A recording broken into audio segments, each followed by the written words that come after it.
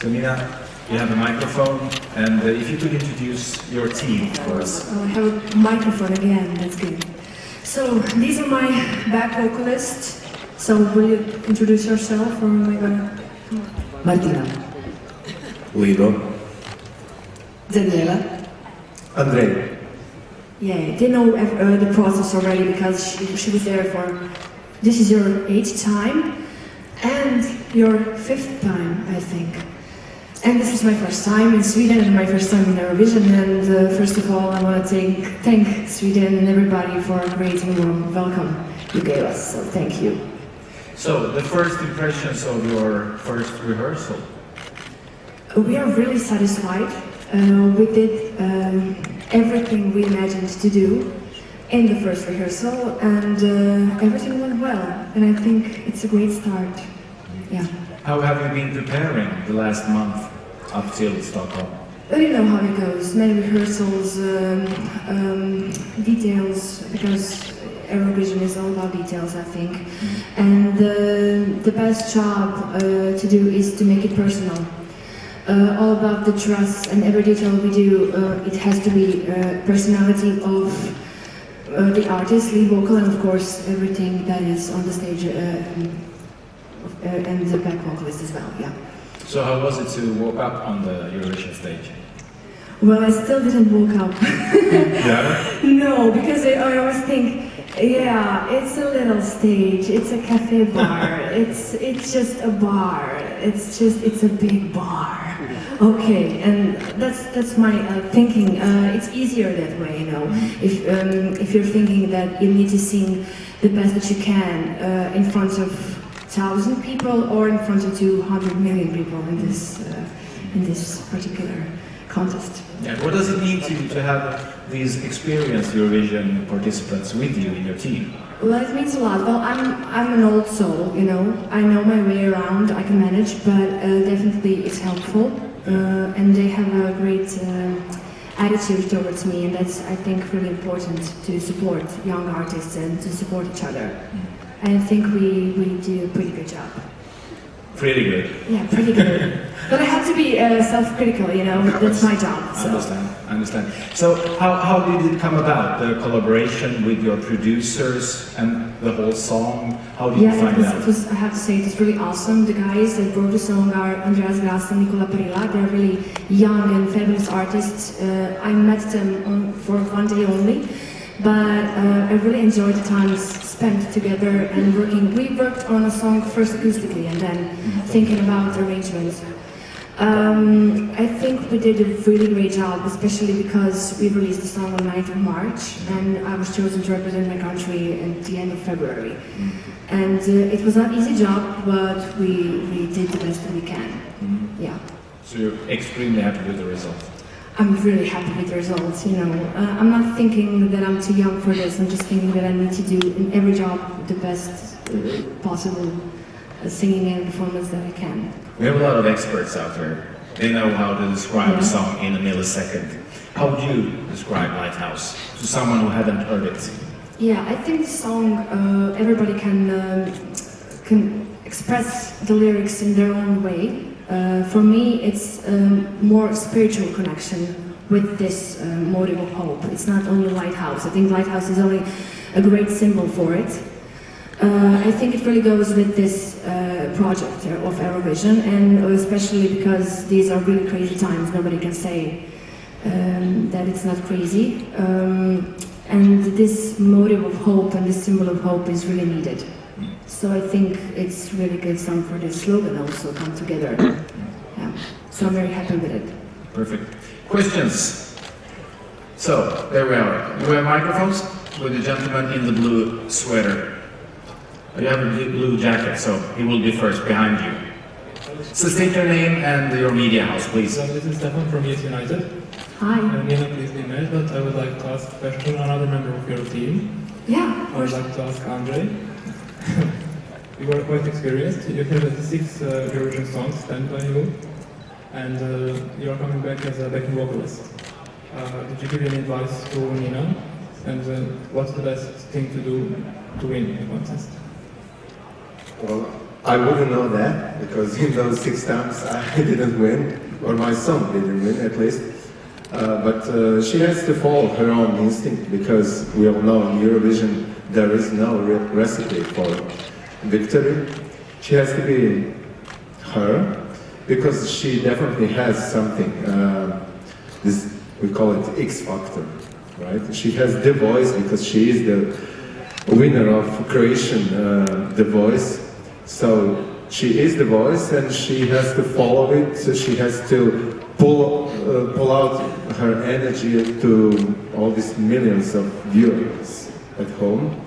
And we are here to help her, to give her all the energy on stage, give her energy behind the stage, to make her laugh, to carry her suitcases, to give her massage, to do everything she... To carry the dress. To carry the dress, yes. To anything she likes. She's our queen. As you saw the dress, someone told she has this dress like queen. So basically, we are a great team, and I'm so happy to be here this time as a backing vocalist, sometimes as a composer. But when you get invitation by the Croatian television, you don't have opportunity to say no, because it's like being invited in national team in football, right? So you play for your own team. Thank you so much, all guys. Thank you. More questions? You have a blue shirt there. Thanks.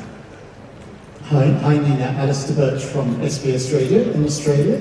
Can you tell us a little about your interest in calligraphy, and why is calligraphy important now that everyone communicates with smartphones and computers? Oh, I love your question, because you always prepare yourself for the Eurovision questions, and this is also very important to me.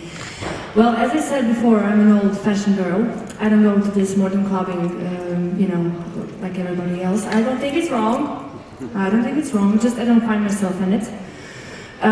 Also, yeah, I found myself in calligraphy, and I find myself in these times when letters were the way of seducing women and men. And when things were more, how to say, profound, more gentle and subtle. Subtle? Is it subtle? Yeah. Because now this kind of communication on the internet, I think it's ruining relationships. I have to be honest. These emojis and these hashtags. And to be honest, I don't get this. I don't get Instagram, and I don't get Facebook. And in my opinion, it's really ruining our way of communicating face to face. So this is the main reason. And the second reason is because I have OCD, and I like to have everything straight, like straight lines and many colors. And I really like writing. My dad is a great artist. He's painting really beautiful paintings, and also he's writing like a elf from Lord of the Rings. It's really beautiful. So probably I picked it from him. And it's art for me. That's why I have tattoos also, because it's also art for me, those pictures. Yeah. Thank you for the question. Thank you. You mentioned the dress. Does it need more people to carry, or just one? Can you describe it? I think the best person to describe is the person who is actually carrying this, and he's like low energy vibe already, so I will give the microphone. Thanks, Nina. Well, yeah, I'm the guy who's carrying the dress. The dress is complex. It's not easy to carry it around because it's fragile. It's also 18 kilograms in weight. 18? Yeah, 18 kilograms, yeah. Without the cape is separate. 15 more. The creator of this dress is Juraj Zigman. I would like to say that he's maybe our flagship designer in Croatia.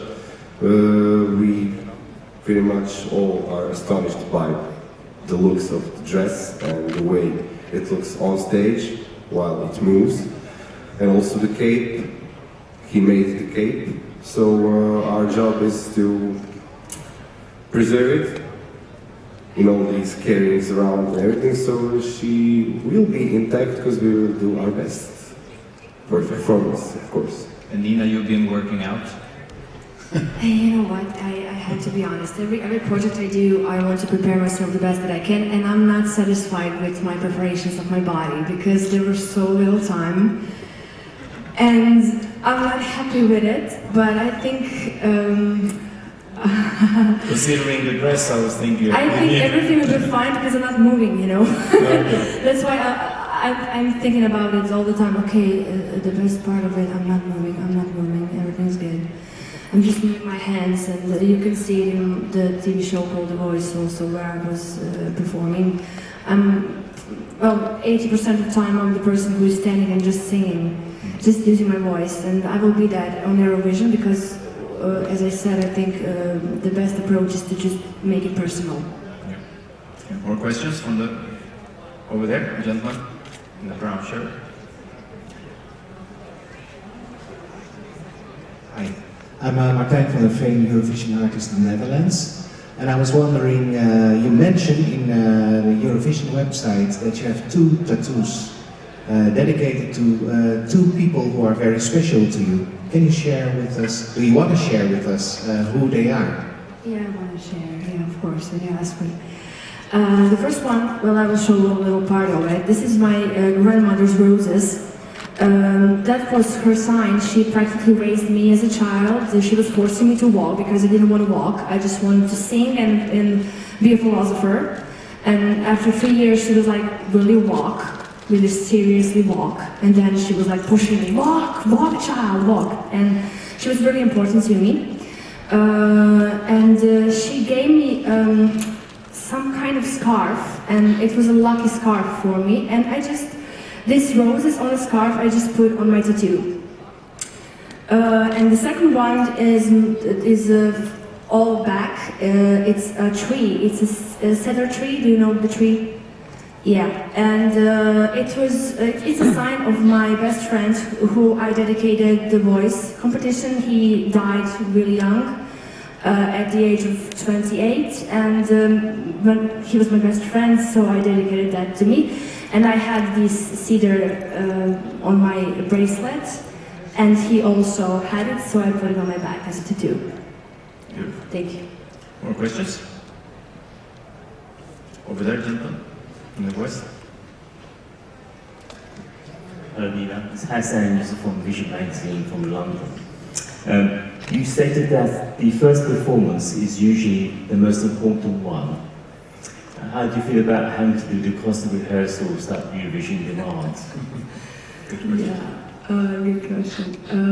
Well, the first one is always the best one. That's my opinion, because I think performance is about the moment. Maybe I'm not the type of, feeling more secure every time I go to the stage. I'm actually more secure when I just go there and just sing. And because a second time and third one and every other time is like, can I do this? Maybe I need to change this. And then you start to think. And sometimes when you think, you ruin this process of creativity and spontaneous thing that is actually art and music. And that is the reason that I always like the first time when I step on the stage. So probably, these rehearsals has to be done because this is a big project. But for me personally, I like when I have one good rehearsal. Yeah. One more over there, in a white t-shirt. Hi, it's Danny here from ESC Bubble. Quick question regarding opera music. You studied opera at Rijeka. Does that influence you in your music now that you're doing an alternative style of music? And would you consider singing some opera again in your career? Thank you. Well, I experienced a lot of style of music. It wasn't only opera. I was also jazz and musical. But probably you're asking opera because it's a really different approach of singing and style of breathing and everything else. I think it's helping, but also to be honest, it's not helping a lot for me because I'm not breathing in this way. I'm not I'm not thinking about technicality when I'm singing. Maybe some of my friends are not disagreeing with this because I'm not using my voice to technical approach. I'm really just thinking about psychological part of the song and lyrics and feelings. This is my approach. everybody has his own. That's why I actually went from academy on the second year, because I didn't feel that way about music, you know. I didn't find myself in it.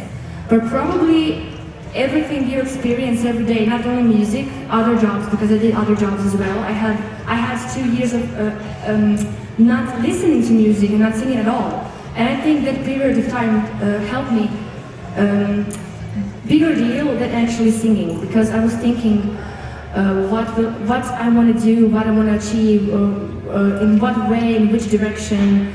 So I think every experience is changing you, and opera probably helped me a lot. But I'm not sure in which way, but I probably think it helped me. Yeah. And now we will let Ina say her voice. Thank you very much for this meet and greet. Good luck. And if you want to take some more photos, your opportunity now.